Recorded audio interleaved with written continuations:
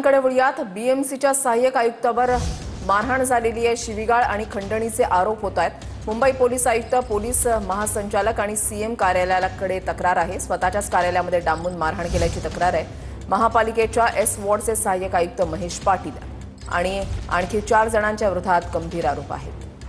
कृष्णा सोनरवाडकर आमचे प्रतिनिधी अधिक माहिती देतील. कृष्णा, वृषले तक्रारदार निश्चित पटेल यांनी ही तक्रार काही दिवसापूर्वी मुंबई पोलीस त्याचबरोबर पोलीस महासंचालक यांच्या कार्यालयात केलेली होती. मात्र या सगळ्या तक्रारीमध्ये स्वतःच्याच कार्यालयामध्ये डांबून ठेवून शिवीगाळ करत मला गंभीर मारहाण करून 60 कोटींची खंडणी मागितल्याचा आरोप एस वार्डचे सहाय्यक आयुक्त महेश पाटील त्याचबरोबर पीएसआय स्वाती वरुटे आणि इतरांवरती करण्यात आलेला होता. मात्र या सगळ्या आरोपासंदर्भात बोलताना सहाय्यक आयुक्त महेश पाटील यांनी सगळे हे आरोप जे आहेत ते फेटाळून लावलेले आहेत आणि असा कोणताही प्रकार घडलेला नाहीये. शिवाय मी निश्चित पटेल याच्याकडे कुठल्याही पद्धतीची खंडणीची मागणी केलेली नाही असं स्पष्टीकरण सुद्धा महेश पाटील यांनी टीव्ही9शी बोलताना दिलेलं आहे. त्यामुळे या सगळ्या प्रकरणात आता मुंबई पोलिसांच्या गुन्हे शाखेकडून जी प्रॉपर्टी सेल आहे त्यांच्याकडून चौकशी सुरू असल्याची माहिती मिळते. त्या संदर्भात काही जणांची जबाब सुद्धा नोंदवण्यात आलेले आहेत. मात्र निश्चित पटेल यांनी केलेले आरोप सुद्धा तितकेच गंभीर मानले जात आहेत. महेश पाटील हे मुंबई महानगरपालिकेच्या एस वॉर्डचे सध्या सहाय्यक आयुक्त म्हणून काम करतायत आणि त्यांच्यावरती हे सगळे आरोप करण्यात आलेले आहेत.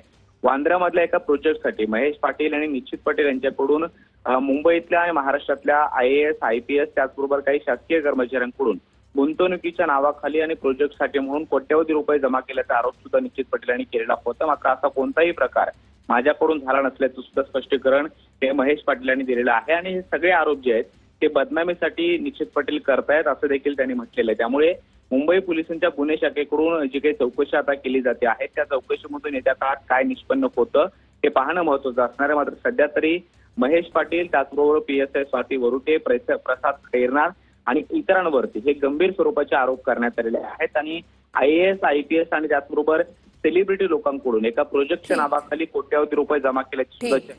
ठीक, नक्कीच. धन्यवाद कृष्णा दिलेल्या सविस्तर माहितीसाठी.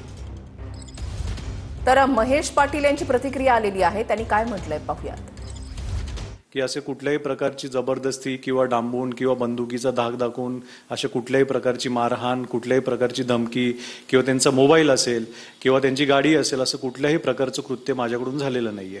मागच्या काही दिवसामध्ये समाज माध्यमं, प्रसार माध्यमं आणि प्रिंट मीडिया असतील किंवा सोशल मीडिया असेल त्याच्यामध्ये एक व्हिडिओ व्हायरल होतोय ज्याच्यामध्ये निश्चित पटेल यांना एक इसम मारहाण करतोय असं आपल्याला निदर्शनास येत आहे. तर त्यावेळेला मी सांगू इच्छितो की अशा वेळेला कुठल्याही प्रकारच्या मारहाणीमध्ये माझा किंवा ज्या काही सदस्यांचा उल्लेख केलेला आम्ही तिथे उपस्थित नव्हतो.